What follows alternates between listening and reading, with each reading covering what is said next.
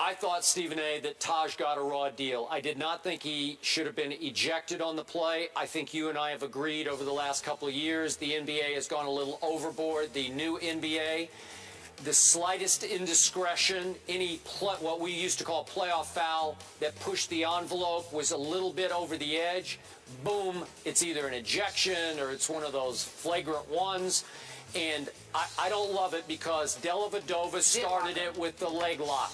He was the perpetrator. And again, it should have just been another play on, just separate them.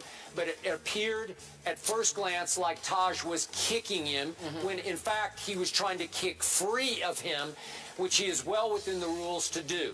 So in the old NBA, that would have been next. And in this NBA, Taj got wrongly ejected. And I did not like it for his sake or for the game's sake, because I don't think the fans loved that he got ejected. I agree with you, Skip. I think that the fans themselves are being screwed over here, because I think this is what the NBA needs to understand. We understand they don't want fisticuffs and stuff like that. But by and large, most of these guys really know how to act. And just because they're getting a little tussle or a shoving match and their adrenaline, elevates, it gets everybody excited. To me, as long as there are no fisticuffs thrown, as long as there's no fisticuff that takes place, it shouldn't be an issue. The fans get cheated when you take guys out of the game like that. That's nothing in the past. It's unnecessary. It's excessive. Stephen A., how do you think the league corrects it, if they can? Because it was clear he was in a leg lock.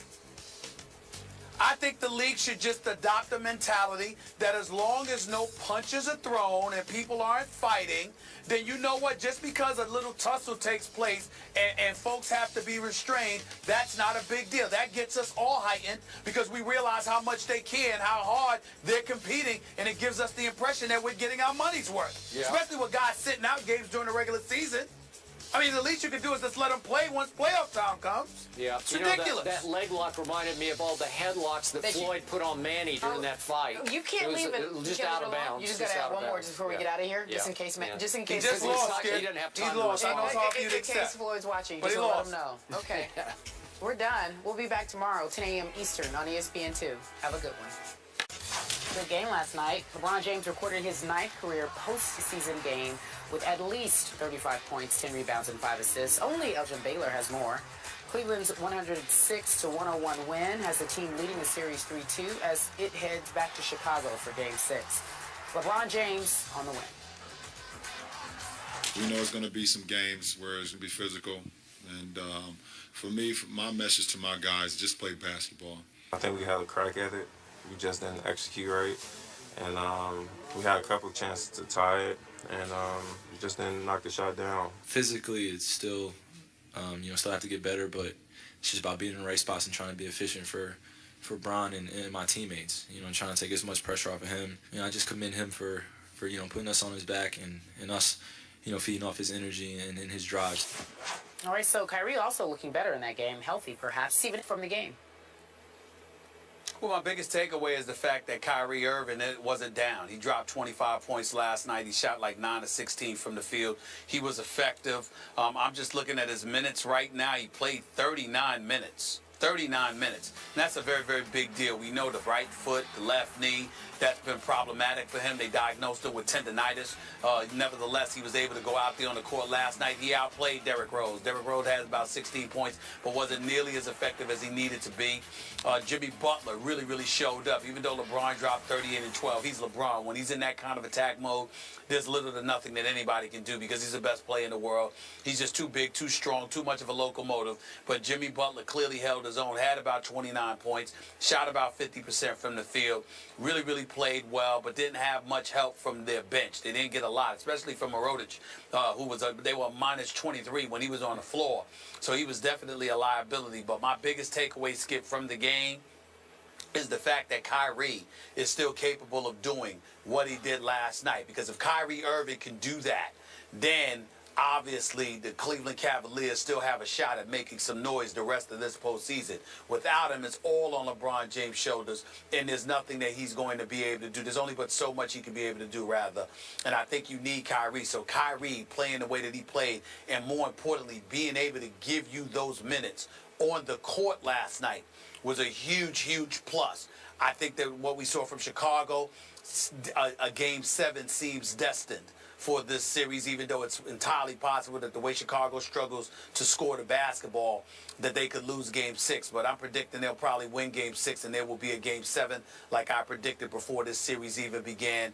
But in the end, as long as Kyrie's able to be on the floor and giving you some quality minutes, they're not losing this series. I got to echo your point about Kyrie before I get to my point. He experienced some minor miracles of healing in both his foot and his knee because he looked pretty mobile. I mean, that was pretty impressive. I'm not sure how he pulled that off, but to hit 9 out of 16 shots was absolutely crucial. And I want to, again, applaud LeBron James. He was so much more efficient last night. That was a great game that he played to score 38 on only 24 shots. That's 14 out of 24. That's the flip side of what happened in Game 4 when he had 8 turnovers in that game last night. The key stat of the night, 0. LeBron James had 0 turnovers, and my hat is off to you, LeBron, for that because you gave up 8 trips the last game. 8 times you gave the ball back to Chicago. Seven before that. And 7. Well, he was averaging 6 a game for 4 games, and all of a sudden he has a 0 game in a crucial game. You've got to win that game to hold serve. Now, my punchline, my bottom line here is, I thought the Cavaliers were extremely lucky to win this game. At halftime, it looked like they were about to kill Chicago's will. Chicago was 0 for 9 from 3, and it looked like a blowout in the making. And if they had run Chicago off the floor, they might have run them psychologically completely out of the postseason because Game 6 could be a foregone conclusion. But they let them creep back in the game, and that was despite Stephen A. The fact that Derrick Rose made 5 of his first 7 shots in the game, then he suffered another one of those stingers in his shooting arm, and you realize in the 4th quarter, Derrick Rose went 0 for 6, and he missed, I think, his last 11 shots. So you're doing it in spite of your superstar, Derrick Rose, and you're still hanging in a game that's a 2-point game with a minute left, and LeBron got away with a push-off offensive foul. He got called for 3 of them last time, or 2 of them on the push-offs in Game 4.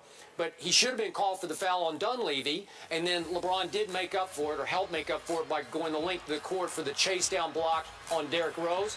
Derrick Rose really looked limited, and LeBron, he didn't fingertip block it. He blocked it with his wrist. That's how high up he got on Derrick Rose, who was shooting it sort of from the ground. But my point is, they were fortunate to win. I think they gave the Bulls life and new hope. And so now I'm starting to lean back toward you. I think the Bulls are going to feel pretty good about winning Game 6 at home and forcing a Game 7 back in Cleveland. Totally agree with you. I just think that the Bulls are going to be fiery. They lost Game 4. I just think that the way they defend and the fact that they came back and fought back and almost, I mean, they were down by 3 points, you know, in the last minute. I mean, they came back. They were in this game.